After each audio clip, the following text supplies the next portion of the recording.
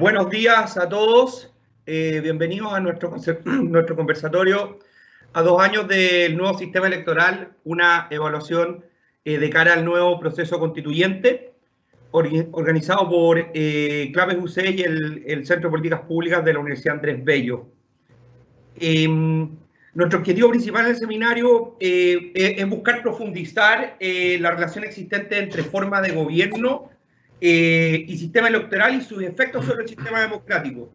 Y analizar esto en concreto respecto de los cambios que se pueden medir o evaluar que se generaron eventualmente sobre nuestro sistema democrático, visto este cambio que se hizo efectivo a partir del año 2017, a pesar de que la reforma legal fue el año 2015, y que nos hizo pasar desde un sistema presidencialista combinado con 2 grandes bloques de partidos como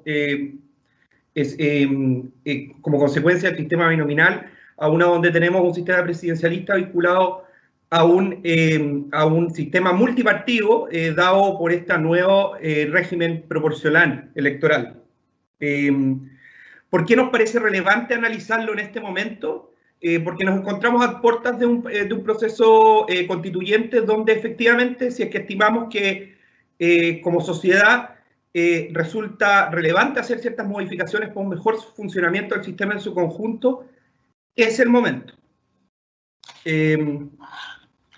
Queremos agradecer especialmente a nuestros tremendos invitados, Lucas Sierra, abogado, profesor de la Escuela de Derecho de la Universidad de Chile, investigador senior del CEP, doctor en Ciencias Sociales y Políticas de la Universidad de Cambridge y LLM de la Universidad de Yale, y a Patricio Zapata, abogado, destacado constitucionalista, profesor de Derecho UC, LLM de Harvard, máster en Ciencias Políticas de la Universidad Católica y candidato a doctor en Derecho de la Universidad de Chile. Y por supuesto a Gonzalo Valdés, que nos hará una introducción de la situación, que es el director del Centro de Políticas Públicas de la UNAM. Por supuesto también a nuestro partner, media partner EMOL, y también a nuestros equipos de trabajo que participaron activamente en la preparación de este seminario. En concreto, el seminario se va a estructurar de la siguiente manera. Gonzalo Valdés va a hacer una breve introducción de aproximadamente 10 minutos de la situación y va a presentar algunos datos muy interesantes que arrojó una encuesta efectuada por el Centro de Políticas Públicas de la UNAM, para después dar paso a una exposición de aproximadamente 15 minutos de Patricio Zapata y para pasar a una segunda exposición de aproximadamente también 15 minutos de Lucas Sierra. Tras ello, nuestra idea es poder hacer una breve ronda de preguntas, donde vamos a tener que probablemente no contestar a todas de ellas en honor al tiempo. Y para los participantes que quieran hacer estas preguntas, tienen que escribir en el chat que ven en su pantalla, y con eso nosotros podemos tener acceso a ellas. Bueno, bienvenido. Espero que sea un fructífero conversatorio. Así que, bueno, doy paso a Gonzalo para que nos pueda hacer su presentación. Adelante, Gonzalo. Ya. Muchas gracias, Felipe. Yo quiero aprovechar de agradecer también todo el trabajo que ha significado esto y a nuestros expositores. Ya. Lo que les quiero contar un poco es por qué es tan importante el sistema electoral. Lo que hace el sistema electoral es que básicamente logra pasar de votos que se dan en papeletas a quién es electo. Y eso tiene que ver con si se vota por persona o por partido, si la votación es abierta o cerrada, cifra repartidora, un montón de datos que permiten elegir quién es electo. Y su importancia es que influye en un montón de cosas: fraccionamiento, número de coaliciones, gobernabilidad, etcétera. Entonces, en definitiva, influye en el sistema político como un todo, y por lo tanto no puede ser separado realmente del sistema de gobierno, ni de la forma en que funcionan los gobiernos locales, ¿ya? ¿Por qué es importante en este minuto? Porque los cambios constitucionales en general traen cambios también en los sistemas electorales. Por ejemplo, en las en las tres últimas constituciones que tuvimos, en 1833, 1925 y 1980, hubo cambios en los sistemas electorales, lo que no significa que solamente haya habido cambios cuando hay cambio constitucional, pero de todas formas es un minuto de revisión. El 2015 en particular se modificó el sistema electoral y se acabó el binominal. Actualmente tenemos un proporcional abierto, tipo DONT, en que se vota por partido. Básicamente la idea es que se vote por ideas políticas y no por persona, y de lista abierta. Lista abierta significa que en el voto se marca una persona, pero los votos, cuando se suman por pacto o partido, ¿ya?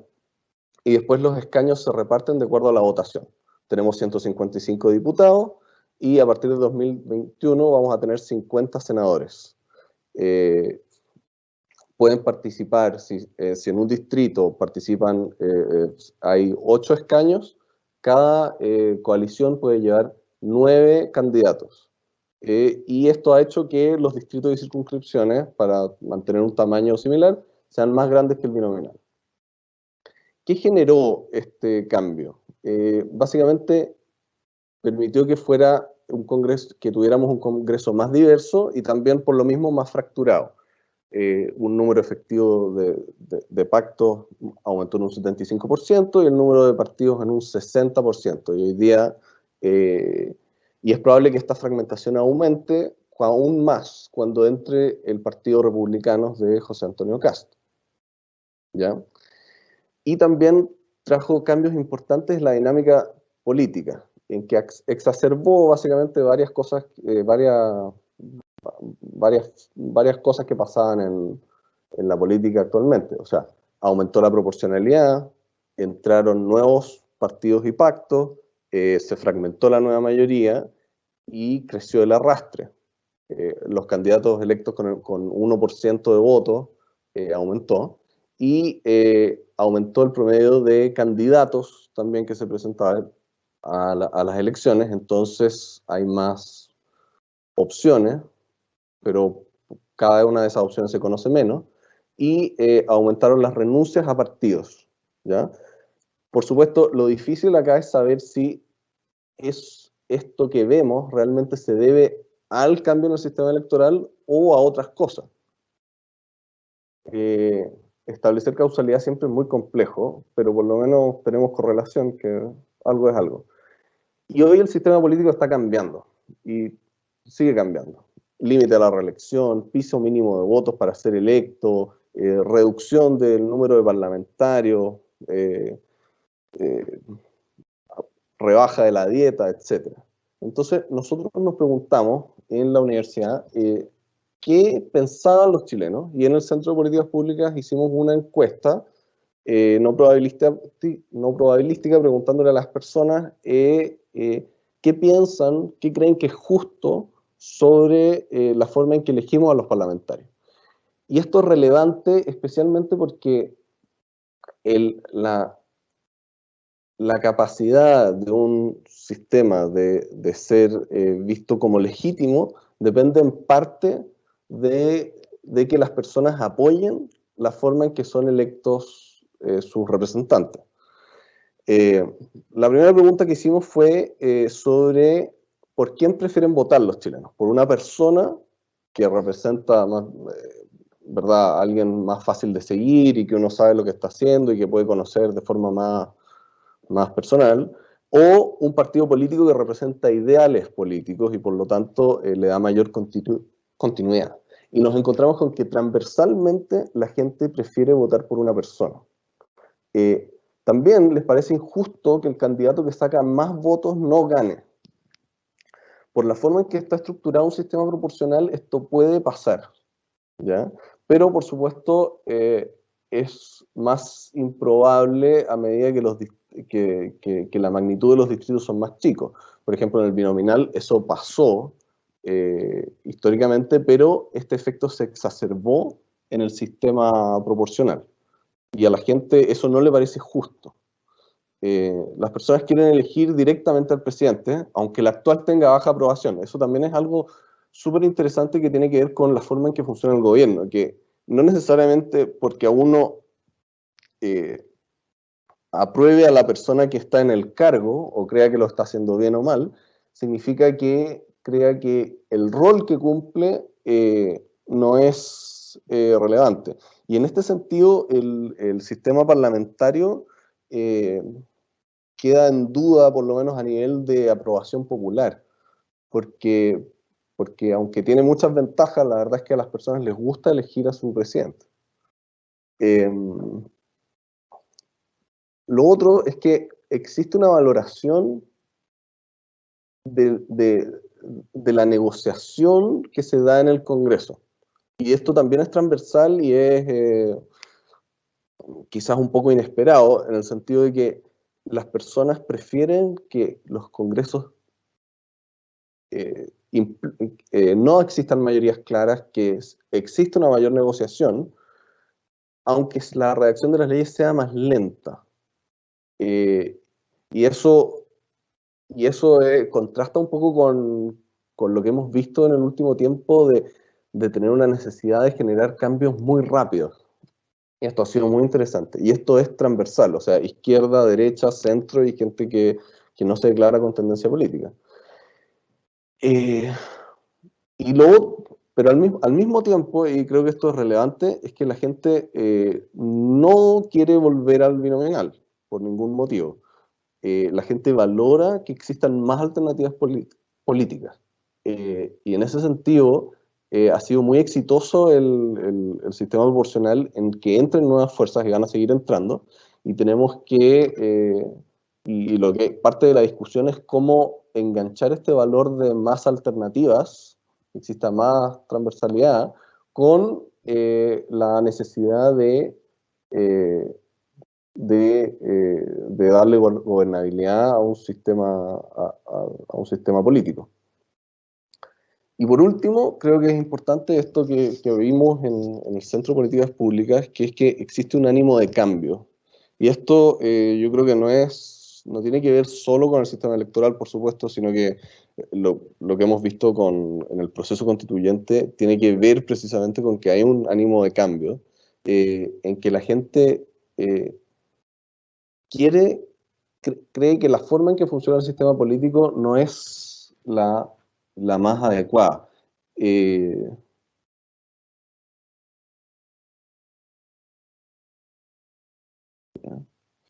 Entonces, bueno, eso era lo que les quería contar. Yo creo que lo interesante acá es que estudios de opinión sobre lo que la gente considera justo permiten darle un sustento de legitimidad a los sistemas políticos. Y eso es lo que nosotros encontramos interesante. Y lo otro ha sido un descubrimiento, yo creo que importante, es que, la gente valora muchísimo el rol del Congreso.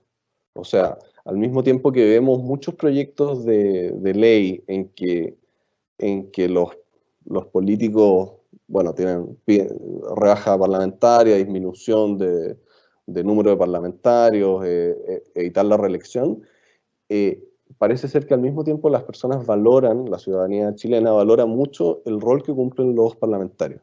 Y eso es algo destacable porque permitiría relegitimar la situación en la que estamos hoy día. ¿Ya? Y ahí es donde avanzar. Eso. Gracias, Felipe. Muchas gracias, Gonzalo. Muy interesante los resultados de la encuesta y un valioso insumo para la conversación que se viene. Así que, bueno, quería dar paso a la presentación de Patricio Zapata. Muchas gracias, Patricio. Adelante. Hola, buenos días a todas y a todos. Que alguien me haga un gesto con un pulgar arriba si se escucha bien lo que estoy diciendo. Perfecto, muchas gracias. Era importante ese apoyo. Oye, yo quiero partir haciendo una aclaración, porque es bien importante que estas cosas se aclaren, ¿eh? Yo trato de terminar las cosas que empiezo. Desgraciadamente, el doctorado en la Universidad de Chile no lo terminé, completé todos mis cursos, ¿eh? Pero quedó pendiente. Entonces, los demás títulos los tengo. Ese no. quizá es una tarea pendiente para el futuro. Quiero felicitar a CLAPES UC, al Centro de Políticas Públicas de la UNAP, por este ejercicio de escrutinio. Es bien útil hacer este ejercicio. Nosotros hacemos reformas cada cierto tiempo en distintas áreas y muchas veces no hacemos el esfuerzo por volver al cabo de un tiempo a mirar críticamente cuál es el balance que se puede hacer de la reforma. Y eso obviamente alienta la impunidad. La impunidad de los que prometen una reforma y le asignan a esa reforma una serie de ventajas, y la impunidad de los que, criticando esa reforma, anuncian un montón de horrores apocalípticos que van a descender. Volver 2 años después a revisar es un ejercicio importantísimo para la salud de nuestra democracia. Y uno podría pensar en que esto debimos hacerlo y debiéramos hacerlo con el voto gratuito, el voto voluntario, perdón, con las primarias, así como lo hemos hecho con reformas a la salud o a la previsión o tributaria. Volver a revisar críticamente. En lo personal, y yo entiendo que en eso es parte quizá del sentido de la invitación, yo tengo una responsabilidad que asumo por haber sido parte del equipo que trabajó en esta reforma electoral. Entonces, para mí también esto significa volver a revisar las cosas que se plantearon en su momento. Y desde varios puntos de vista, lo ocurrido en estos 2 años a mí me interpela, y creo que tiene que interpelar a los que participamos en ese debate. Hay expectativas cifradas, hay esperanzas puestas que no se han dado. Podemos hablar después sobre las causas, pero no se han dado. La idea era fortalecer la institución parlamentaria, dotar al Congreso Nacional de mayores cuotas de legitimidad y sin perjuicio de lo que destaca la interesantísima encuesta que mostró Gonzalo. La verdad es que el prestigio de la institución parlamentaria medida en las encuestas es bastante bajo. Los ciudadanos tienen un juicio muy crítico. Entonces, uno podría decir, no se logró. Por otro lado, han habido críticas al hecho de que con la reforma ingresaron al Parlamento unos 10 o 12 o 13 parlamentarios con votaciones bastante exiguas, del orden del 1%, 2%, 3%, cosa que también ha dado lugar a bastante crítica. Una reforma que buscaba mejorar la representatividad trae eso como consecuencia. Así que yo creo que es importante que estemos abiertos a hacer ese ejercicio crítico. Al mismo tiempo, yo quisiera destacar algunas cosas que, por lo menos desde mi perspectiva, reivindican la reforma. La reforma buscaba que tuviéramos un Congreso con más mujeres y con más jóvenes. Y por eso se incluyó una ley de cuotas dentro de la reforma, cuotas de candidaturas, que permitió que lo que venía siendo una curva que crecía muy lentamente desde el año 90 hasta el año 2013, iba mejorando la participación de mujeres parlamentarias en el porcentaje total, pero muy lentamente, se pegara un salto el 2017 con la reforma electoral. Visto lo que hemos visto, el debate sobre la paridad, visto lo que ha ocurrido en Chile con el movimiento feminista y su fuerza y su impulso, creo que fue claramente un logro y un acierto haber incorporado esta ley de cuotas y haber dado ese empuje importante. Yo quiero decirles el impacto que me causó en algún momento, el año antepasado, haber ido al Congreso a exponer ante un grupo de parlamentarios y haberme encontrado exponiendo con 4 mujeres jóvenes. Esa era mi interlocución, algo impensado en los años 90 o en el 2000. En segundo lugar, la idea era quitarle un poquito de poder, más que a los partidos políticos, a las directivas de los partidos. El sistema binominal, de efectos más, de efectos menos, le daba a los secretarios generales y a los presidentes del partido un tremendo poder negociador. En la construcción de las listas que se hacía en Santiago, ¿no es cierto?, y se negociaba entre los pactos, prácticamente muchas veces se definía un menú muy pobre, muy paupérrimo, que se le ofrecía después a los ciudadanos, y muchas veces la opción del ciudadano consistía en la práctica en borrar 1 o 2 de los nombres que le imponían las directivas de los partidos. Fíjense ustedes que en la elección del 2017, por primera vez, fueron derrotados en las elecciones el presidente del PPD, el secretario general del Partido Socialista, el secretario general de la UDI, la presidenta del Partido Regionalista Independiente, el secretario general del Partido Socialista. Eso es impensable en el sistema binominal. Los presidentes y secretarios generales de los partidos se las arreglaban para ir como candidatos en lo que nosotros conocemos en Chile como sandías caladas, un concepto técnico de la ciencia política criolla, sandías caladas. ¿Ah?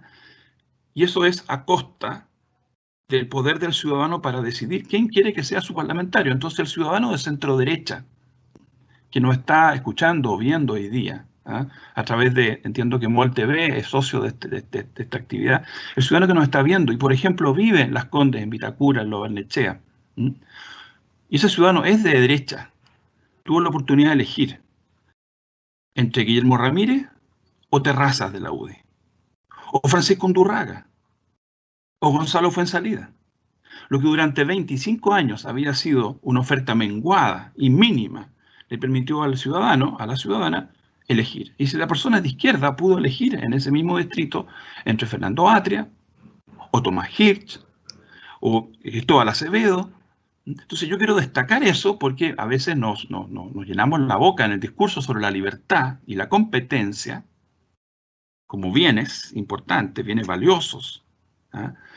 Pero no nos preocupamos de asegurar que esa libertad se ejerza y esa competencia exista, ni más ni menos que en la construcción de nuestra representación democrática.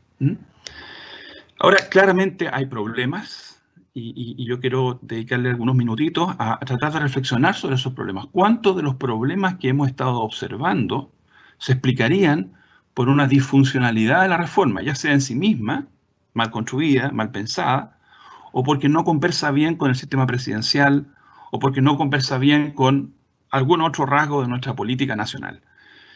Y yo lo primero que quiero hacer es sugerir que mucho de lo que está ocurriendo en el mundo, en los últimos 10 o 15 años, debiera volvernos un poquito más escépticos respecto a ciertas, comillas, verdades politológicas o sentidos comunes que durante muchos años fueron presentados siempre como cuestiones inamovibles. Estoy pensando, por ejemplo, la idea que todos alguna vez escuchamos y leímos, los que nos dedicamos a la política pública o a la ciencia política o a los sistemas electorales, de que los sistemas mayoritarios per se propenden a la moderación y a la estabilidad. Todos lo hemos escuchado. Fuerzan o obligan a las candidaturas a competir por el voto de centro. Tiene una fuerza moderadora un sistema mayoritario, como el ejemplo británico o el norteamericano. Todos escuchamos que el sistema parlamentario da estabilidad a los gobiernos y es una ventaja que tiene respecto a la rigidez del presidencialismo. Yo no creo que estemos en condiciones de decir que eso ya no es verdad completamente, pero una mirada somera a la realidad política del Reino Unido o de Estados Unidos en los últimos 30 años muestra que lejos de producir moderación, esos sistemas mayoritarios uninominales han llevado a que el Partido Conservador británico hoy día, con Boris Johnson, sea más conservador de lo que nunca ha sido en su historia, probablemente desde el Duque de Wellington en 1830. El Partido Laborista, con Jeremy Corbyn, llegó a posiciones más de izquierda que las que nunca tuvo, ni siquiera yo diría con Michael Foot en los 80, para que hablar con Clement Attlee. En Estados Unidos, con el sistema uninominal mayoritario, el Partido Republicano está en posiciones políticas que son irreconocibles para cualquiera que haya seguido con alguna atención la política norteamericana. Ha desaparecido completamente el ala moderada que siempre existió en el Partido Republicano, el ala de Nelson Rockefeller en los años 40 o 50, y hoy día es un partido realmente de derecha. La estabilidad del sistema parlamentario, me voy a otro tema, pero lo pongo ahí para que también lo evaluemos. Un sistema parlamentario como el español, que ha tenido 4 elecciones en 3 años. Sistemas como el alemán, que fueron construidos para que hubiera pocos partidos y hubiera estabilidad. Es cierto, durante 30 años la República de Bonn funcionó con 2 partidos y medio. La democracia cristiana, la socialdemocracia y el Partido Liberal. Digo medio con todo respeto, digamos, porque el pequeño Partido Liberal a veces entraba al Parlamento, superaba la valla del 5% y a veces no entraba al Parlamento. No ha habido ningún cambio electoral y hoy día el sistema alemán es un sistema de 6 partidos. No ha cambiado el sistema electoral alemán. Es el mismo que en los años 50, es el mismo que en los años 60, es el mismo que en los años 80. Y hoy día tú tienes la democracia cristiana, UCD, UCS, la socialdemocracia, el Partido Verde de Grünen, del Linke, el partido de la izquierda excomunista, la Alternativa por Alemania y los liberales. O sea, no será que estamos dejando de observar un fenómeno estructural, y es la desaparición de los viejos partidos. Los alemanes hablan de partidos del pueblo, partidos populares, Volkspartei, partidos que son capaces de reunir en su seno, en su interior, y de conseguir votaciones muy transversales, y pueden llegar al 40, 45, 50% de los votos, en base a clivajes muy, muy centrales, como religión o clase social. En una de esas, en el mundo del siglo XXI, en el mundo del 2020 o el 2030, esos clivajes fueron desintegrados. Ya no hay Volkspartei, ya no hay en Italia ningún partido que tenga más del 35% de los votos en forma estable. Hoy día en Alemania la democracia cristiana se celebra alborozada, que está rozando el 39%, que fue su piso durante 35 años. Los sistemas electorales, los sistemas parlamentarios fueron construidos conversando con una realidad que se llama partido político. Es imposible hablar de sistema electoral o hablar de sistema parlamentario si uno no toma en cuenta a los partidos políticos. El sistema parlamentario crece de la mano, como hermanos, como siameses, con el sistema de partidos políticos. Y los partidos ya no son lo que eran. Entonces, de repente nos seguimos aferrando en nuestras conversaciones, en nuestros discursos, en nuestros seminarios, a las cosas que dijo Duverger, o Bourdieu, o Sartori hace 50 años. Los que están en la acción política, estoy pensando en Putin, en Erdogan, en Orbán, o los mellizos polacos. Ellos saben perfectamente que la forma, si soy primer ministro, soy presidente, importa poco, la verdad. Porque los ejecutivos, los gobiernos, tienen un poder inmenso en este mundo que nos tocó vivir. Y los parlamentarios son débiles. Los parlamentos son débiles, por doquier. Digo esto no para disculpar o excusar las fallas o defectos que haya tenido la reforma, sino para que no cometamos el error de juzgar el tipo de política que estamos teniendo hace 10 o 15 años por una causa que puede no ser la causa principal. La verdad es que cada vez que en Chile un gobierno ha dejado de tener mayoría parlamentaria, las acusaciones constitucionales florecen. O sea, Ibáñez no tuvo acusaciones constitucionales mientras tuvo mayoría en el Parlamento, en su segundo gobierno. Pero cuando esa mayoría se trizó el 55, él la tuvo entre el 53 y el 55. Pero cuando se fueron los socialistas populares, inmediatamente tuvimos 6 acusaciones constitucionales en un año. Si Jorge Alessandri y Eduardo Frei tuvieron pocas acusaciones constitucionales, es porque los gobiernos tenían fuerza en el Parlamento. Pero miren lo que pasó con Allende. No tenía mayoría en el Parlamento y tuvimos unas 13 o 14 acusaciones constitucionales en 2 años y medio. Después del 90 no teníamos acusaciones constitucionales. Y las que teníamos no se aprobaban, porque los gobiernos tenían mayoría en al menos una de las 2 cámaras. La Concertación siempre tuvo en la Cámara. Pero fíjense ustedes qué pasó en el momento en que la Concertación dejó de tener mayoría en las 2 cámaras. En el primer gobierno de la presidenta Bachelet, cuando se fueron los sectores de la democracia cristiana ligados a Adolfo Saldívar. Se demoró 5 semanas la oposición en hacer una acusación contra Yana Proboste. Apenas se fueron el senador Flores y el senador Saldívar y los diputados, se hizo la acusación. En el primer gobierno del presidente Piñera, el presidente Piñera logró armar una mayoría feble y precaria en la Cámara de Diputados, justamente uniéndose con el PRI, Alejandra Sepúlveda, presidenta de la Cámara. Pero apenas eso se cayó, hubo acusación constitucional contra Harald Beyer. Entonces, claro, no nos debiera sorprender que el presidente de la República actual, que llega al gobierno con una minoría muy clara en la Cámara de Diputados, haya enfrentado una sucesión de acusaciones. Por supuesto, no estoy descartando que también haya un factor que tenga que ver con el estilo político de un grupo nuevo, como es el Frente Amplio, que tiene quizá una disposición o ánimo, los gringos dirían trigger happy, a usar la acusación constitucional en forma muy apresurada, pero yo creo que los elementos estructurales que yo pongo sobre la mesa nos debieran ayudar a entender también de qué se trata. Probablemente, y aquí voy terminando porque creo que son 15 minutos y ya me excedí quizá, probablemente hay que evaluar bien un problema que es complejo.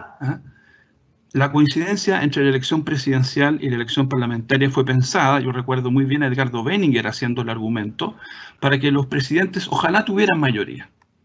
En la encuesta que contaba Gonzalo, los ciudadanos muestran que no le asignan tanta importancia a ese factor, no lo consideran tan determinante. A mí por lo más me parece sano que no le aseguremos a toda y todo presidente una mayoría contundente.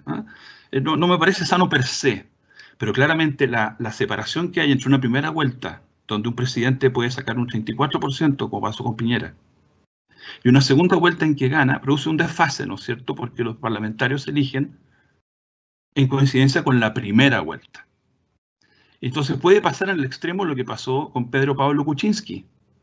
Él fue elegido presidente del Perú, acuerdan ustedes, ¿no es cierto? En primera vuelta sacó un 20% de los votos Kuczynski. Pero en la segunda vuelta le ganó a Keiko Fujimori 51-49. ¿Cuál es el problema? Que la Asamblea Parlamentaria Peruana había sido elegida en el momento de la primera vuelta presidencial. Entonces, Pedro Pablo Kuczynski asume el poder en Perú con un 20% de la Cámara y un 80% de oposición. Ahora, ¿se arregla eso dándole a los presidentes la posibilidad de que haya una elección parlamentaria después que han ganado, como en Francia? ¿Asegurándole a los presidentes una Cámara dócil? Hago la pregunta. Finalmente, para terminar, el tema de los diputados elegidos con el 1 o 2% es un tema complejo. La verdad es que si no hubiera subpactos, si no hubiera segunda cifra repartidora, el problema prácticamente desaparecería. Es algo que no estaba en el proyecto original. A mí no me gustaba la idea de la segunda cifra repartidora. No me gustaba la idea del subpacto, pero para los partidos era muy importante que si iban a entrar en un pacto, los votos de sus candidatos más populares favorecieran a sus compañeros de partido más que a sus compañeros de lista.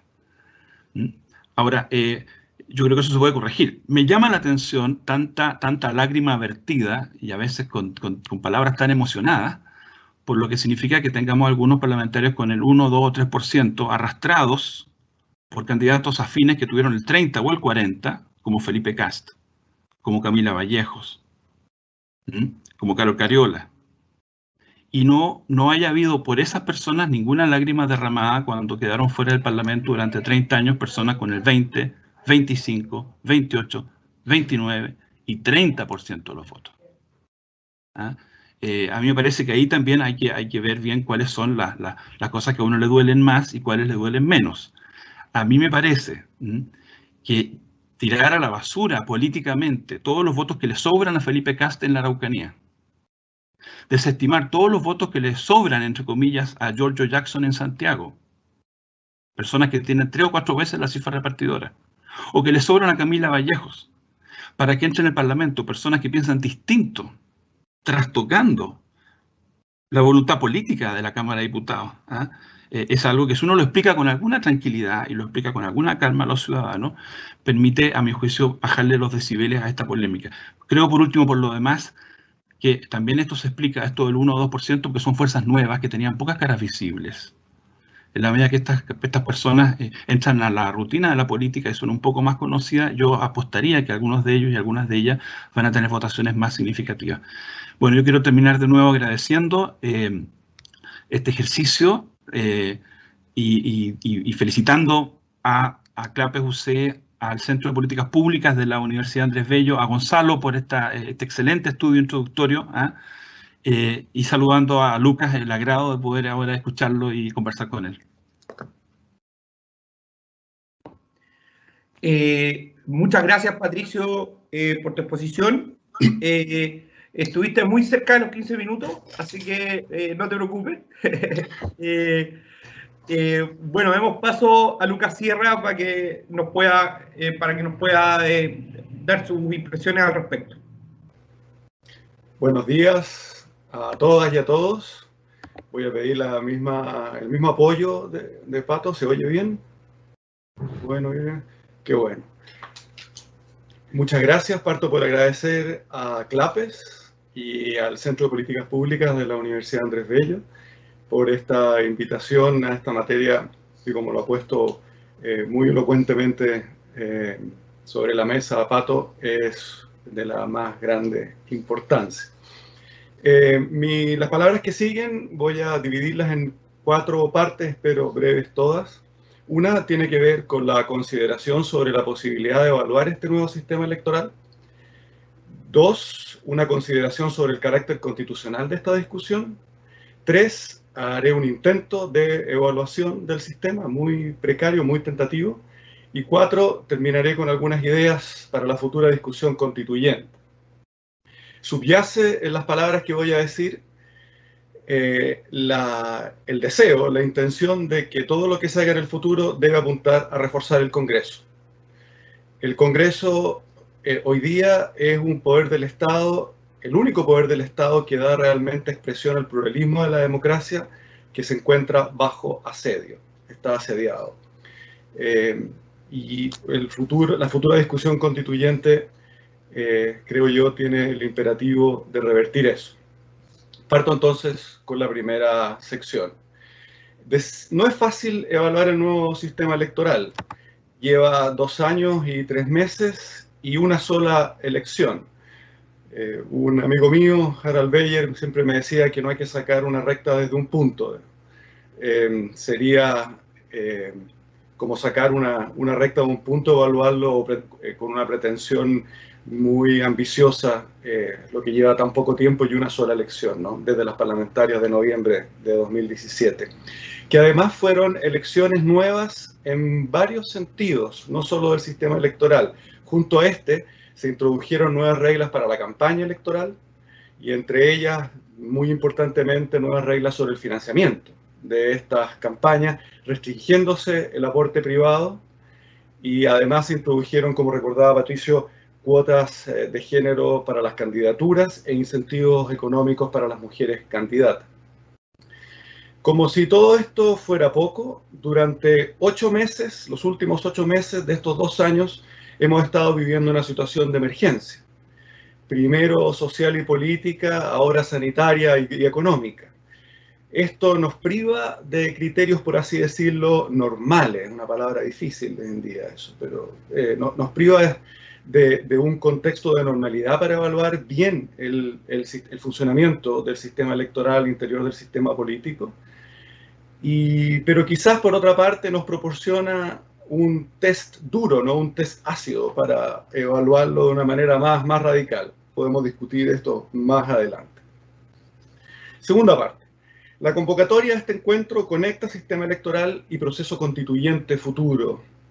Al respecto se puede decir que después de la reforma constitucional de febrero de 2014, la reforma que sacó el guarismo de los 120 diputados de la Constitución, que era la llave de bóveda, digamos, del binominal, la relación entre Constitución y sistema electoral se ha reducido, no desaparece por supuesto, pero se ha reducido.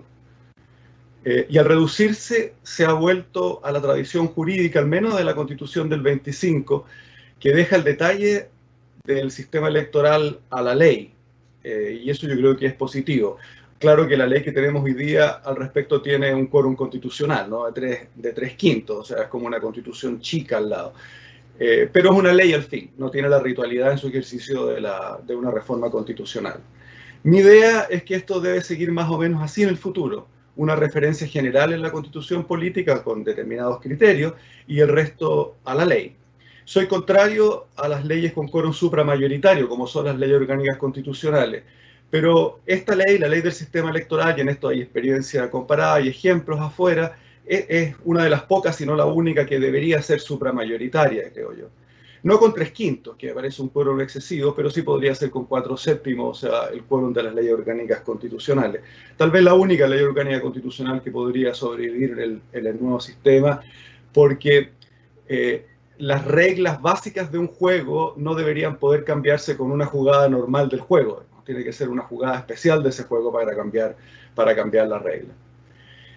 Pero sí hay algo intensamente constitucional en esta discusión y que está también intensamente relacionado con el sistema electoral, que es la forma de gobierno, el régimen político, como ya se ha dicho varias veces acá.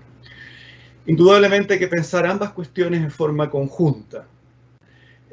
Mi impresión es que estas dos cuestiones no se pensaron conjuntamente en la reforma que reemplazó el sistema binominal por el proporcional inclusivo que tenemos.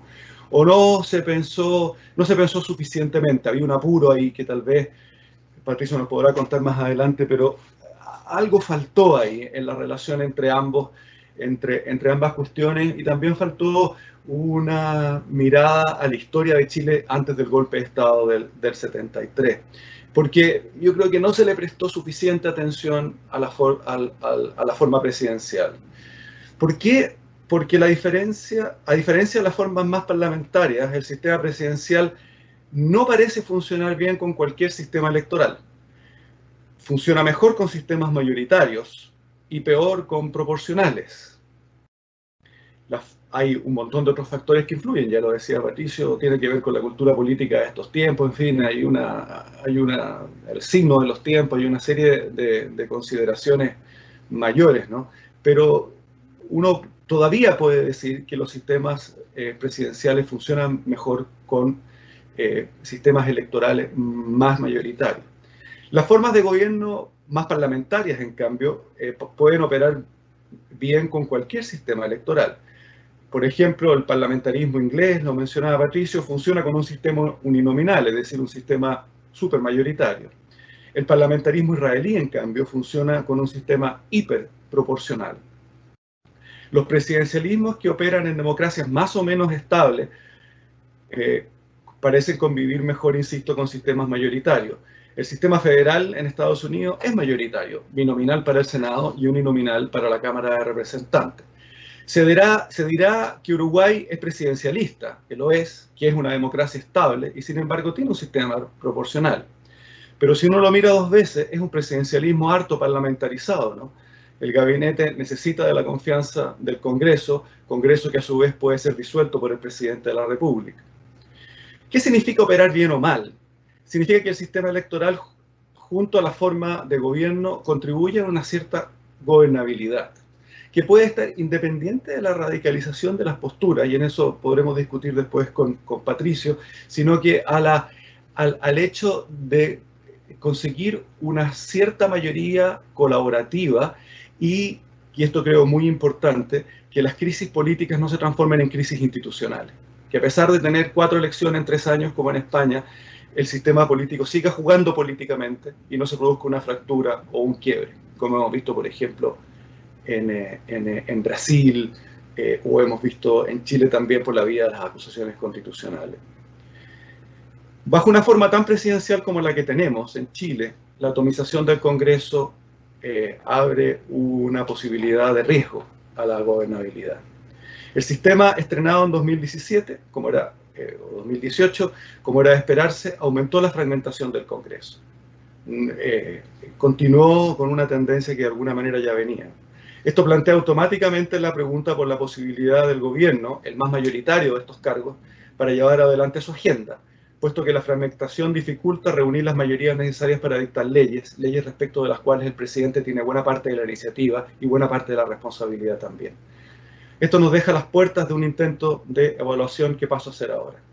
Desde marzo de 2018, la mayor fragmentación del Congreso empezó a mostrar con singular fuerza el riesgo de ingobernabilidad que envuelve la forma presidencial de gobierno. Ha sido notable la poca colaboración entre ambos poderes. Sería interesante hacer un estudio sobre la dificultad que ha enfrentado el presidente de la República como colegislador, una dificultad tanto mayor que la que enfrentó la presidenta Bachelet en su segundo gobierno, quizás porque ella tuvo una cierta mayoría. Hay, sin embargo, un indicador de la confrontación entre ambos poderes que está más a mano, las acusaciones constitucionales. No tengo memoria que desde la vuelta a la democracia haya habido tal cantidad de acusaciones constitucionales concentradas en tan poco tiempo. Estoy pensando del 90 en adelante, no hacia atrás. Hay 5 contra el gobierno. Una contra el ministro de Salud Santelices. En mayo del 2018 no se acogió la cuestión previa el 20 de junio.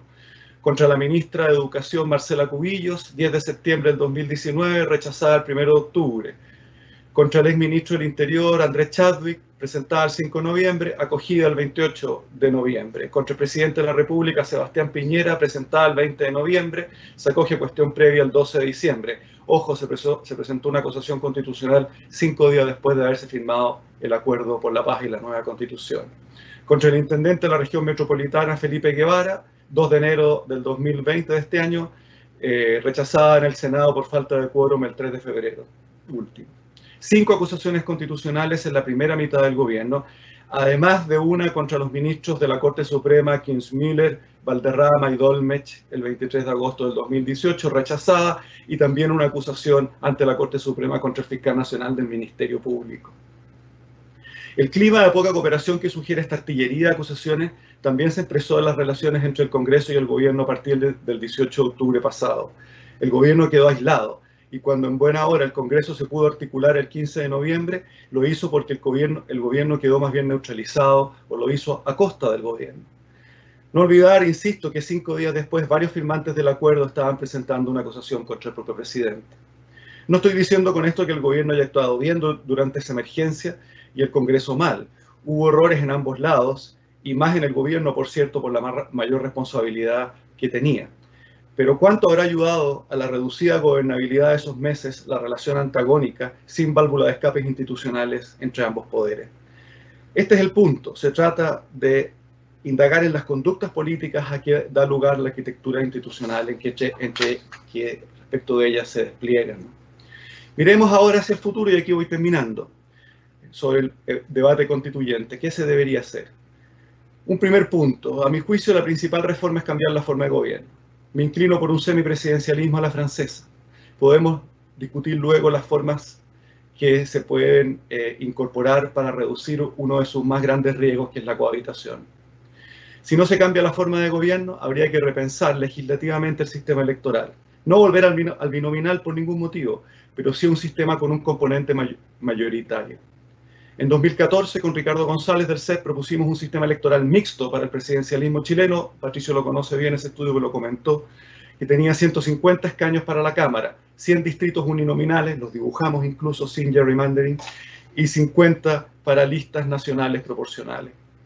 Otras observaciones para pensar en el sistema electoral, no todas necesariamente en el debate constituyente, insisto, pero sí en el legislativo, que tiene que ir de la mano de él. Una alternativa es establecer umbrales, que el arrastre no llegue a una proporción tan baja de votos como ocurre hoy. Y en esto yo también criticaba el binominal, Patricio. Lo estoy criticando en esto ahora con el nuevo sistema proporcional.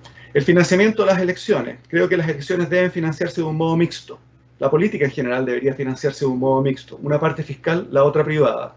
La fiscal para asegurar una cierta igualdad a la hora de correr, y la parte privada para la diferencia que ayuda a los desafiantes a desbancar a los incumbentes que quieran ir a la reelección.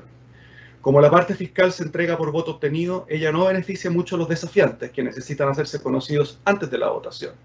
A ellos les ayuda proporcionalmente más el financiamiento privado. Con la reforma de abril de 2016, que es la que estableció nuevas reglas para las campañas y su financiamiento, se restringió el financiamiento privado.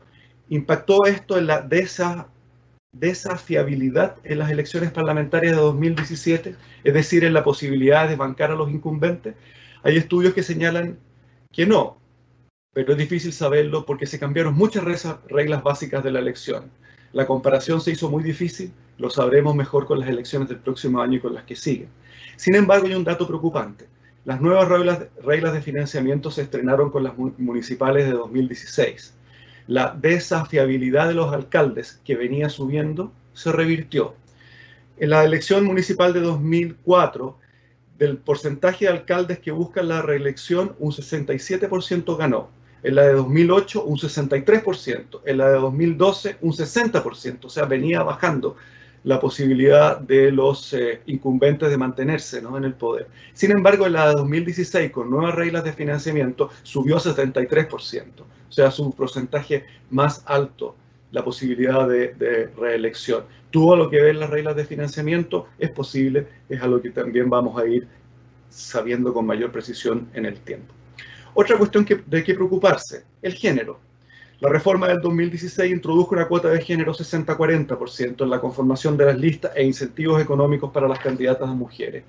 Su eficacia, sin embargo, fue parcial. Tuvo cosas buenas, Patricio las nombró, pero tuvo otras que podrían ser mejor. Si bien corrieron más mujeres y más llegaron al Congreso, su porcentaje de éxito fue bastante inferior al de los hombres. Así, por ejemplo, en la Cámara de Diputados, 576 hombres corrieron, 120 resultaron electos, un porcentaje de éxito de 21%. 415 mujeres corrieron, 35 resultaron electas, un porcentaje de éxito de un 8%. Brecha de éxito entre ambos géneros, 13%. Hay un artículo interesante titulado Candidatas o espectadoras, un análisis del impacto de la ley de cuotas, escrito por 3 profesores de la Católica, González, Gallego y Galeno, en Estudios Públicos 154 del año pasado, 2019. Ellos avanzan algunas explicaciones sobre esto. Por ejemplo, una cuestión tan doméstica como el lugar en que ocupaban las mujeres en la papeleta de votación. Los primeros lugares tienen mayores posibilidades de éxito y los primeros lugares fueron consistentemente ocupados por hombres y no por mujeres. Además, hoy tenemos que mirar esto bajo una nueva luz. La reforma constitucional que definió el camino constituyente después del acuerdo de noviembre establece una convención paritaria, es decir, no ya de cuotas electorales, sino que de resultados. ¿Será este el estándar futuro para el Congreso y su sistema electoral? Es difícil ver razones para que no, ¿no? Si ya lo hizo la convención constituyente, la convención constitucional, ¿por qué no el futuro Congreso? Hay otras cuotas posibles, como por ejemplo para los pueblos originarios. La relación de esto con el sistema electoral es evidente, ¿no? Y estas cuestiones probablemente sí que tienen una dimensión constitucional. Por último, la creciente debilidad del Congreso. Se están discutiendo límites a la reelección y ya se aprobó una rebaja para las dietas. Ambas cosas, creo yo, son negativas. El Congreso es un poder asediado, lamentablemente, y lo peor de todo parece ser autoasediado. Es de esperar que el futuro proceso constituyente lo refuerce como requiere una democracia pluralista. Los indicios, sin embargo, y en eso, por lo menos lo que presentó Felipe en la encuesta, desgraciadamente no permiten ser muy optimistas. Muchas gracias.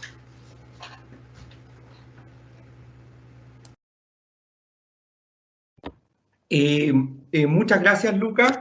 Muy interesante la exposición. Y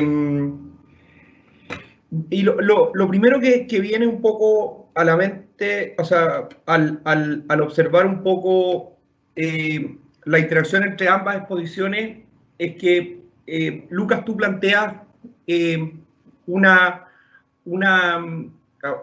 salida puntual y concreta que vendría a ser eventualmente, además de una serie de otras cosas y consideraciones, un sistema semipresidencialista a la francesa, en el fondo, que resultaría eventualmente tu opción ideal.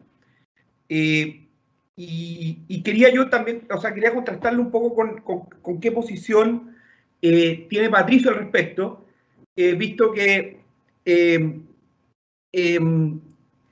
mencionas, Patricio, en el fondo, el hecho de que eventualmente se le pueden hacer ciertas observaciones al funcionamiento del sistema actual. ¿Tú crees, Patricio, que podríamos avanzar a hacer ciertas modificaciones que lo harían más, no quiero prejuiciar, pero más efectivo, funcional, o crees que como está, estamos bien y hay que darle algo de tiempo? Dejo abierta la pregunta para todos los participantes. Ya, ¿me escuchas, no es cierto? Ya. A ver, yo quiero primero decir que yo me siento muy coincidente con un buen 70% de las cosas que ha planteado Lucas, creo las más importantes. La necesidad de fortalecer al Congreso Nacional. La percepción de que está asediado y autoasediado. Yo creo que ahí tenemos una coincidencia bien central en tiempos en que cunde un democratismo iliberal, o un democratismo populista, que cree que podemos prescindir de la representación política, que podemos prescindir del Parlamento, que podemos prescindir de los partidos políticos. Y en eso quiero afirmar esa gran coincidencia, porque para poder después afinar la puntería en áreas de debate o de desarrollo de una polémica. A mí me pasa lo siguiente: yo, pese a que he apoyado hartas reformas en mi vida, trato de no confiar demasiado en la ingeniería social y prestar la máxima atención a la realidad con la que se trabaja. Entonces, cuando las personas dicen que les gusta votar por alguien y no por un partido, a mí me parece que están expresando un dato que hay que mirarlo con atención. En Chile hemos votado por personas desde febrero de 1811. Desde que el primer Congreso fue elegido, la gente en Los Ángeles fue a votar por Bernardo Riquelme, alias Bernardo Higgins. No fueron a votar por el partido A o el partido B. Y en los años 40, nuestros abuelos votaban por Francisco Bulnes Sanfuente o Mario Palestro o la Mireya Baltra. Y la gente valoraba eso. Por eso que, por ejemplo, a mis amigos que me dicen que para tener más disciplina en el Parlamento, para que los partidos sean más robustos, hay que tener listas, como en España. Hay que tener listas, sábanas cerradas, donde el partido elige quiénes en el fondo van a llegar al Parlamento. Eso permite un parlamentarismo bien eficiente sin llegar al mayoritario. ¿Podemos imponerle eso al país? Desde los libros, desde los pizarrones, desde las teorías, y forzar al país a que empiece a votar por listas. Voy a votar por la lista del PPD, voy a votar por la lista de Renovación Nacional, porque la ciencia política me dice que eso... Luego, vámonos entonces al mayoritario, porque el parlamentarismo, hoy día todos los sistemas están funcionando más o menos mal, y los que están entregando gobernanza o gobernabilidad eficiente probablemente son sistemas que no quisiéramos por otras razones. China comunista. Entonces, las democracias occidentales están funcionando más o menos mal. Pero si vamos al mayoritario, sacrificamos otro bien, que a mi juicio es un bien estructural de nuestra cultura política. Y es que hay varias familias políticas en Chile, no dos. Hay varias derechas. Todo esto es dinámico, está en flujo, está cambiando. Pero probablemente va a seguir habiendo por los próximos años varias derechas, varios ciudadanos y ciudadanas de una derecha más conservadora católica, de una derecha más liberal, de una derecha más nacionalista.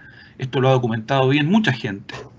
Hay varias izquierdas, no hay una izquierda. A veces pareciera que hay cientos de izquierdas.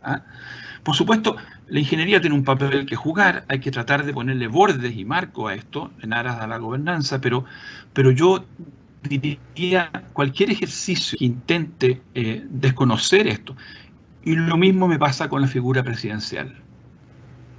Yo creo que a esta altura pensar que es una cuestión que uno puede simplemente sacar después de casi 100 años de presidencialismo, con sus altos y sus bajos, con sus buenos y sus malos. Yo creo que es una cosa bastante compleja. El presidencialismo norteamericano funciona pésimo. Pésimo. La cooperación política entre los últimos 3 presidentes norteamericanos y el Congreso ha sido mucho más baja que la cooperación que ha habido en Chile en los últimos 10 años.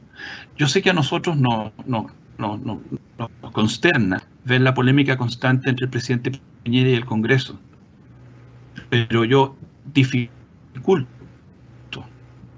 de verdad que un presidente hubiera conseguido en un año el tipo de acuerdos legislativos, tributarios, políticos, planes de apoyo, planes de ayuda que ha conseguido el actual presidente, que es minoría, o que un presidente demócrata hubiera conseguido de un parlamento republicano. Entonces, el tema de la cooperación, por eso digo yo, creo que hay categorías con las que hemos vivido durante mucho tiempo y de pronto esas categorías ya no están dando cuenta de la realidad. Mi punto a la pregunta que se me hizo para no seguir corriéndome, yo creo que tenemos que buscar una fórmula donde el Parlamento sea más fuerte. Eso no significa, a mi juicio, ir al parlamentarismo. No significa ir a un semipresidencialismo, porque esos son parlamentos más débiles. No hay nada más débil que el parlamento francés. Es lo más débil que hay, ¿ah? Frente al presidente y frente al primer ministro.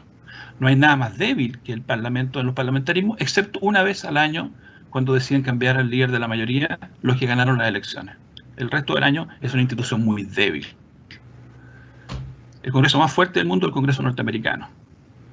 Ese es un congreso que tiene poder, que es un contrapeso. Y por eso Donald Trump no ha podido hacer todo lo que hubiera querido poder hacer. Entonces, yo visto todo eso, yo diría, se pueden hacer cosas, se pueden trabajar en ciertas cuestiones para que lo posible los presidentes tengan mayoría en la Cámara. Hay que trabajar el tema de la simultaneidad, afinarlo quizá. Yo mantendría el bicameralismo, un tema del que podemos hablar más adelante. Creo que si se eliminan las leyes de quórum va a ser más fácil que los gobiernos gobiernen. Eliminar las leyes de quórum, que los gobiernos gobiernen, que cumplan su programa, sin necesidad de transarlo todo, con la minoría que perdió las elecciones. Yo en el fondo lo que quiero decir, y esto va a sonar yo sé que es muy discutible, ¿eh? Porque a la luz de los últimos 10 años, alguien podría decir el presidencialismo chileno es un fracaso. Todos tenemos en la retina las dificultades que tuvo el presidente Piñera en su primer gobierno, cuando estaba en el 25% en el año 2011. Todos tenemos en la retina la situación de la presidenta Bachelet asediada después del caso Cabal, cuando estaba en el 29-30%. Y por supuesto que todos tenemos en la retina la situación del actual presidente de la República después del 18 de octubre. Entonces alguien podría llegar a la conclusión de que lo que ha fracasado es el presidencialismo chileno, ¿eh? Y yo de verdad me propondría hacer un examen un poquito más fino, ¿eh? De lo que pueden hacer sistemas políticos, lo que han hecho sistemas políticos distintos a este, en circunstancias o condiciones parecidas. Cuando tú tienes un presidente del 15 o 20% de los votos de apoyo, de aprobación, sea en Estados Unidos, sea un jefe de gobierno en Italia, sea un jefe de gobierno en México, sea en Perú o sea en Chile, tú tienes problemas muy de fondo. Y la ingeniería constitucional, la ingeniería institucional, solo puede arreglar las cosas hasta un cierto grado. Forzar eso en aras de encontrar soluciones de gobernanza, desconociendo estas cosas estructurales que hablé, puede ser un remedio peor que la enfermedad. Entonces, yo sé que esto, yo creo que hay que seguir trabajando en reformas, y algunas de ellas las apuntó Lucas, ¿eh? En materia de financiamiento. Yo también lamento y deploro, déjeme decirlo, la prohibición de reelección inmediata de los parlamentarios de cara al fortalecimiento de la institución parlamentaria. Esa es la solución corta y fácil al problema de la falta de competencia. Como que en el fondo nos rendimos a seguir pensando en soluciones más de fondo, porque el problema es la falta de competencia. No puede ser un problema que los ciudadanos queramos tener en el Parlamento a un Carlos Montes, si es que queremos seguir teniendo un Carlos Montes en el Parlamento. Ese no puede ser el problema. El problema es la falta de competencia. Eso, entonces, en resumen, yo no estoy por un cambio del sistema de gobierno. Yo creo que el presidencialismo chileno ha funcionado mucho menos mal de lo que se dice. Funcionó mucho menos mal antes del 73 de lo que se dice. Mucho menos mal. Algunas de las cosas que estaban mal se corrigieron. Segunda vuelta presidencial, simultaneidad de las elecciones, acortamiento del mandato. Y ha funcionado después del 90 mucho menos mal de lo que nos hace creer la realidad de los últimos 7 años. No es un test ácido, es un test nuclear, es un test Chernobyl, y difícilmente con un test Chernobyl un sistema cualquiera podría salir con una nota 5,5 o 6. Eso. Muchas gracias, Patricio. Veo a Gonzalo pidiendo la palabra, y también quisiera saber si Lucas quisiera agregar algo. Sí, pero si quiere Gonzalo habla y después sigo yo. Adelante, Gonzalo. Ya. Sí, mira, yo creo que con respecto al presidencialismo, siempre es importante preguntar qué si las personas consideran que el cargo está funcionando bien. Puede que no estén de acuerdo con la persona que está en el cargo, pero muchas veces están de acuerdo con el cargo. En ese sentido, yo creo que el mejor ejemplo de cargos que tienen problemas, pero que la gente los aprecia, es el caso de los alcaldes, que todos sabemos que es un trabajo difícil, pero hoy día nadie cuestiona a los alcaldes que están a cargo, que fueron electos, que sacaron la mayoría, y sin embargo han habido un montón de problemas. Entonces, en ese sentido, yo creo que los chilenos siguen queriendo tener un presidente y un presidencialismo que tenga cargos clave, porque otro de los problemas que hemos tenido siempre en América Latina es la falta de accountability, ¿cierto? Con las personas que son electas. Y tener a alguien que uno sabe cuáles son sus responsabilidades claras, da confianza. A mí me cuesta mucho pensar que en lo que vimos en octubre, el gobierno hubiera salido más fortalecido por el hecho de haber tenido un parlamentarismo a la francesa, o un sistema de gobierno tipo francés. Creo que hay que tomar en cuenta que esto, como dice Patricio, esto es un terremoto político a nivel internacional y difícilmente podemos compararlo con hechos parecidos en los últimos 30 años. Y en ese sentido es difícil pensar que lo que hay de fondo es que la gente no quiere tener, en el fondo, que el presidente necesitaba una salida a la francesa. Yo creo que acá, creo que parte del problema que tenemos es que pensamos en vez de pensar en la estabilidad del sistema político, pensamos muchas veces en la estabilidad de las personas que están en los cargos políticos. Entonces, ¿a qué me refiero?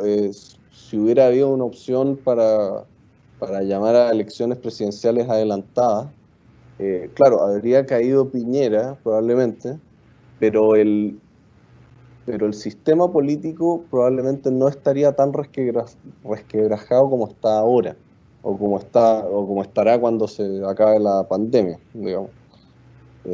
Entonces, a mí me cuesta pensar que sea solo cambiar ese tipo de cosas, sino que creo que es algo más que depende por un lado del contexto, pero por otro lado de pensar el sistema, darle estabilidad al sistema y no necesariamente a los cargos.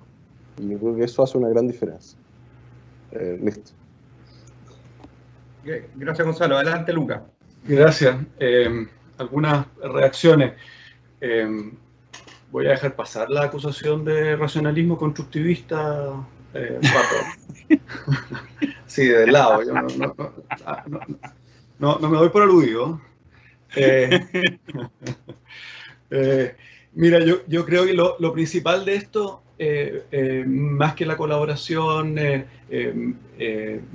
es diseñar un sistema en que las crisis políticas no se transformen en crisis institucionales. O sea, darle una válvula de escape institucional, política, no disfrazada de derecho, como las acusaciones constitucionales, a la tensión entre el Congreso y el Ejecutivo y el Presidente de la República. Creo que esa es la base. Intentar buscar salidas institucionales que nosotros no tenemos y cuando se produce esta tensión entre Congreso y Presidencia de la República, se va acumulando y en el mejor de los casos se produce una especie de parálisis entre los dos.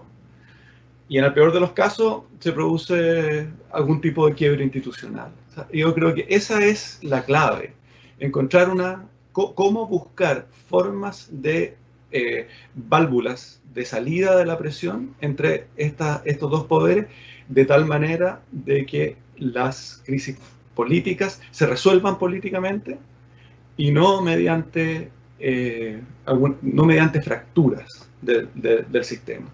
Respecto al semipresidencialismo francés, creo que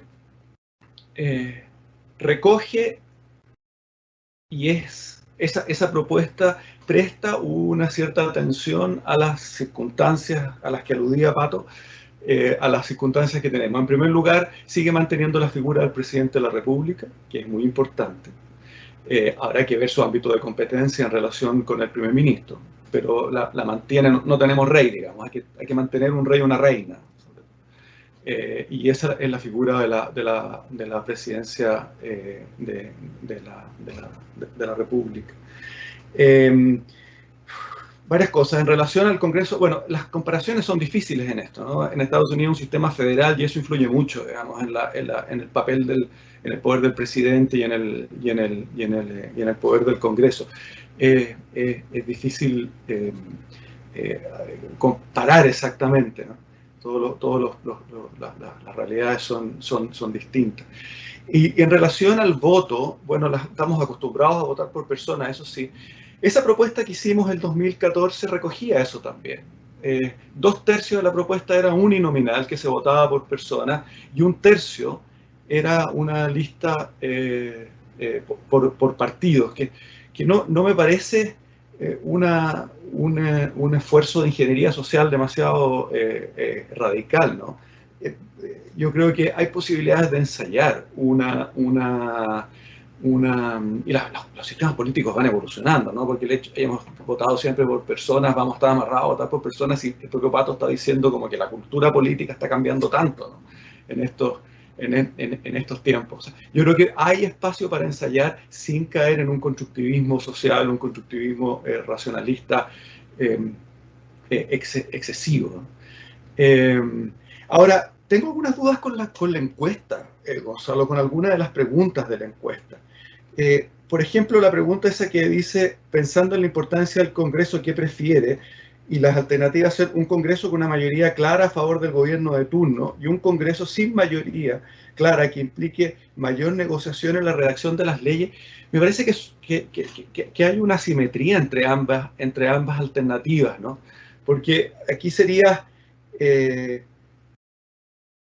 la alternativa a un Congreso sin mayoría con una mayor negociación de las leyes. Bueno, claro, uno tiende a pensar que las leyes deben ser negociadas y que tienen que pasarlas por la ritualidad del proceso del Congreso para ser negociadas.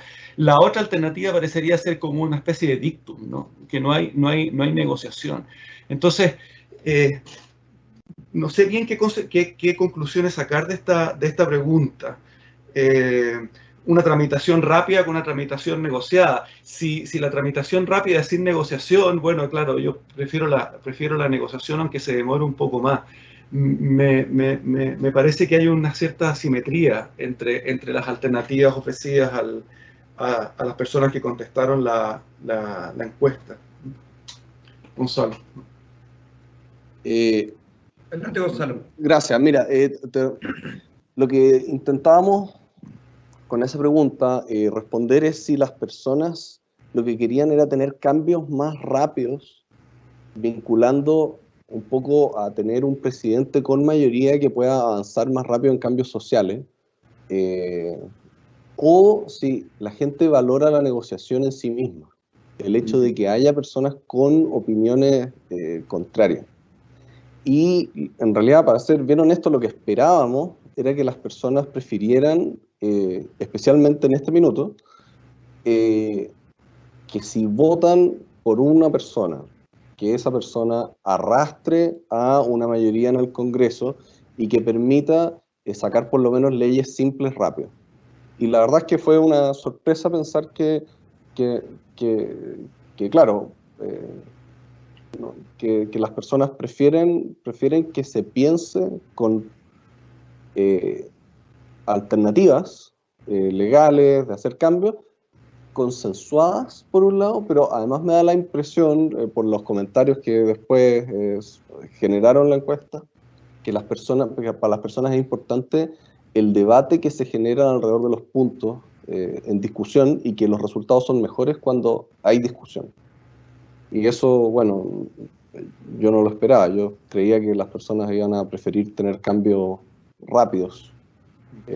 especialmente si ellos votaron por eso. Felipe, ¿puedo? Sí, adelante, Lucas. Hay varias encuestas que muestran desde hace algún tiempo un compromiso creciente de las personas con la democracia. Yo creo que eso implica un compromiso con la democracia liberativa, lo cual respaldaría la idea de la negociación. Mi único punto es que creo que las dos alternativas no están bien balanceadas en la pregunta. Quiero tocar una última cosa que tocó Patricio respecto a la segunda vuelta. Él lo ve como un progreso. Yo tengo dudas de que efectivamente en este contexto presidencial con sistema proporcional en el Congreso, la segunda vuelta ayuda o no. Hay una tesis interesante de Arturo Valenzuela al respecto, que se han publicado, nosotros hemos publicado algunas en el CEP, que dicen que esto ha venido a reforzar o agudizar la tensión entre Congreso y gobierno, en el sentido de que la segunda vuelta no contribuye a generar alianzas políticas, sino que solamente electorales que se desvanecen después de la elección. Y es un punto interesante a considerar como hipótesis, lo dejo planteado acá. A mí me hace sentido, digamos, esta idea de que los presidentes o las presidentas quedan en una especie de doble minoría después con las segundas vueltas presidenciales, además del efecto que eso tiene en la elección parlamentaria. Recordemos que, como también lo recordaba Pato, en Francia lo que se ha tratado de hacer para evitar el peligro de la cohabitación es tener elecciones después de las elecciones del presidente de la República y además segunda vuelta, para generar un componente mayoritario en el Congreso. Por lo tanto, pongo un signo de interrogación sobre la segunda vuelta electoral como un avance. Estimados, quisiera poner sobre la mesa una pregunta del público que surgió, que creo que ustedes en alguna medida ya han respondido, pero puede resultar atingente. Nos dice Luis lo siguiente, lo cito. Dos de los expositores expusieron como un elemento relevante las acusaciones constitucionales. ¿Podría ser estas síntomas de un sistema político enfermo que necesita una atención o reformulación aún mayor que la reforma realizada al sistema electoral? Yo creo que ambos ya dijeron de que existía historia en el fondo en Chile de periodos en que ha existido un número importante de acusaciones constitucionales, pero Lucas señalaba en el fondo que le parecía que lo que estaba ocurriendo durante este gobierno era particularmente sorprendente. Entonces, dejo esa pregunta sobre la mesa y creo que en honor al tiempo, la idea después de eso es poder empezar a cerrar nuestro seminario. Pato, si quiere que yo hable mucho. Patricio.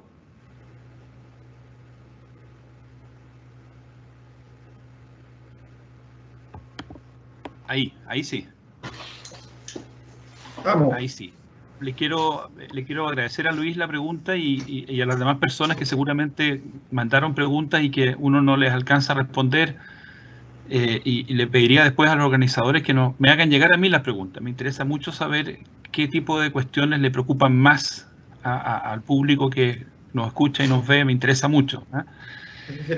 Bueno, sí, a ver, yo puse un contexto histórico y alguien podría pensar que yo estaba relativizando la significación o la gravedad de esta sucesión de acusaciones que recordó Lucas. A mí también me preocupa como síntoma, porque creo que en varios de esos casos la acusación era liviana. A mí me parece, lo he dicho otras veces, la acusación constitucional es la bomba atómica de nuestro arsenal constitucional, y tú no usas la bomba atómica cada vez que tienes una molestia o cada vez que quieres marcar un punto. Hay un tema también ahí no quiero decirlo de una manera que suene demasiado condescendiente, es un poco condescendiente, pero no quiero que sea demasiado condescendiente.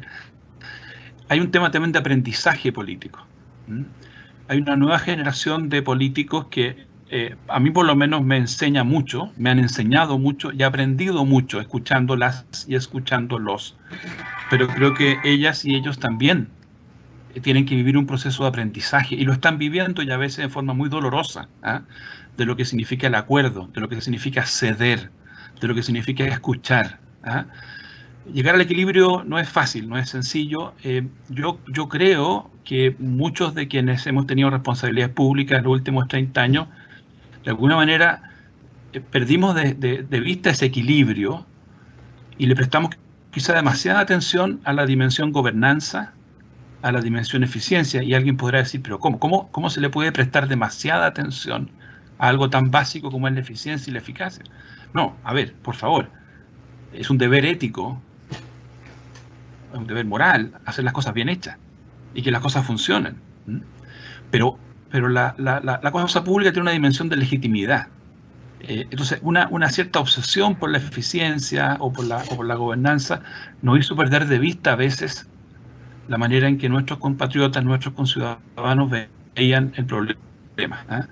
Entonces, yo creo que el equilibrio es la cuestión central. Yo no voy a hablar más porque ya estamos casi en la hora y se va a despedir Lucas. Quiero volver a agradecer.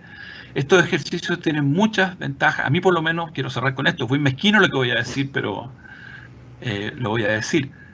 Cuando se discutió la reforma electoral, una de las acusaciones que se lanzó es que era un ejercicio muy calculado para favorecer a un sector político. Y fue una de las acusaciones que a mí por lo menos más me dolió, de que era un gerrymandering vergonzoso, de que había sido hecho como traje desastre para un sector. Comprenderán ustedes mi ego recompensado 2 años después, cuando a propósito de la discusión de la convención constituyente, veo a los parlamentarios de la UDI y Renovación Nacional exigir que se use como mismo distritaje el distritaje que se aprobó en el año 2015 por la presidenta Bachelet. Exigir que ese fuera el distritaje. El resultado de las elecciones demostró, hay muchas cosas que no funcionaron como se esperaba, pero demostró que no hubo cálculo mezquino, no hubo afán de favorecer a uno sobre otro. Y lo último que quiero decir es, por supuesto, yo aprendo una cosa, a ser bien medido en las promesas y ofertas que se hacen. En una de esas, los que propusimos esta reforma del 2014, quizá ciframos demasiadas expectativas, con la ley de primaria, quizás ciframos demasiadas expectativas con muchas cosas. Entonces, de cara al proceso constituyente, un aprendizaje que yo me hago es hacer lo más sobrio, lo más austero, en materia de promesas respecto a lo que puede o no hacer una mejor institucionalidad. Yo creo que puede dar mucho más cohesión social, pero hacer menos promesas ampulosas y ser más humilde en ese sentido. Yo hago ese ejercicio de aprendizaje. Y muchas gracias de nuevo por esta oportunidad y la oportunidad de conversar con Lucas y con Gonzalo, un agrado. Muchísimas gracias, Patricio. Lucas, ¿te gustaría agregar algo? Un par de cosas nada más respecto a la pregunta de Luis. Gracias por la pregunta. El calificativo de enfermo, a mí no, en general para los fenómenos sociales y políticos no me gusta, como tampoco el de sano, ¿no? Menos en estos tiempos. Yo creo que el sistema... no hay sistema político perfecto, no hay panaceas en esto. Creo que el sistema político chileno, estamos hablando aquí de un sistema que ha funcionado razonablemente bien a pesar de todos sus problemas. No quiero tener ningún tono apocalíptico respecto de esto, y creo más bien aquí, aludiendo al Parsifal o a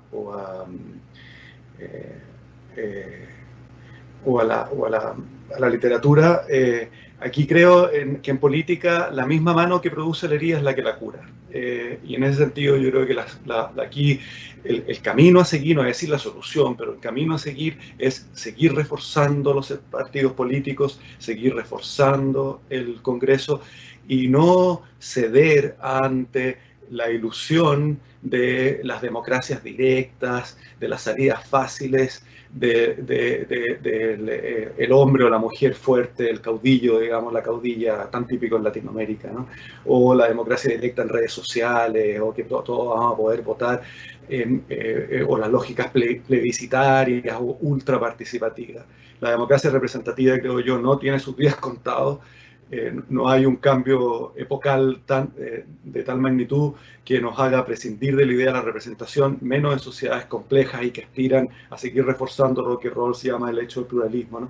La representación es creo yo, la alternativa para las democracias y en sociedades pluralistas y complejas, y en esa es una tarea incesante para seguir reforzando la política y seguir reforzando las instituciones de la representación.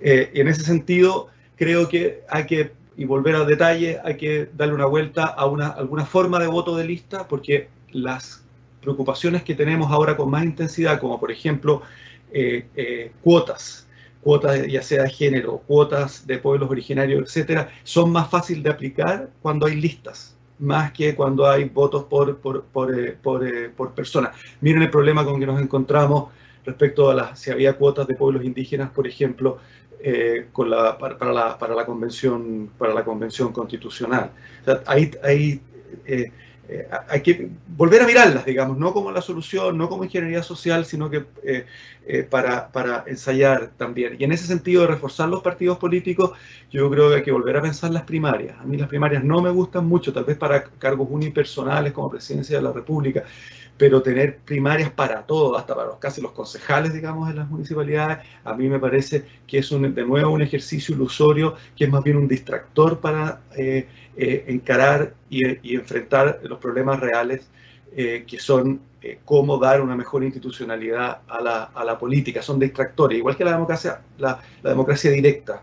La democracia directa yo creo que tiene un papel limitado en cuestiones locales, muy específicas, pero los problemas de democracia estables, como la inglesa, por ejemplo, la británica, fíjense, se desatan después de un ejercicio de democracia directa como fue el plebiscito del Brexit, ¿no? Ojo con eso, ojo con eso. Y ojo también con las primarias. Yo creo que también las primarias son una especie de volador de luces. Yo volvería sobre los partidos, reforzar los partidos. Me parece muy bien que se les esté financiando públicamente. Lo hemos pedido siempre en el set desde el día 1. Pero claro, con responsabilidad y a mayor poder, mayor responsabilidad también. Por lo tanto, y la pregunta de Luis, son síntomas, creo yo, son síntomas que indican problemas no totalmente nuevos, sino que reflejan, son indicadores del problema, creo yo, básico de un presidencialismo tan fuerte como el nuestro, es no tener vías institucionales de solución a los problemas políticos que sean políticas y no que arriesguen quiebres institucionales. Gracias, y gracias nuevamente a todas y todos por esta conversación. Bueno, más que nada volver a agradecer a nuestros tremendos invitados, Lucas Sierra y Patricio Zapata, a Gonzalo, que jugó un rol intermedio de presentador y de invitado, y también de nuevo a nuestros equipos de Claves UC y el Centro de Políticas Públicas de NUNAP, y a nuestro media partner EMOL TV. Así que bueno, muchísimas gracias, y creo que ya es hora de cerrar este tremendo seminario. Hasta luego. Adiós. Muchas gracias. Adiós. Adiós. Gracias a todos. Gracias a ustedes.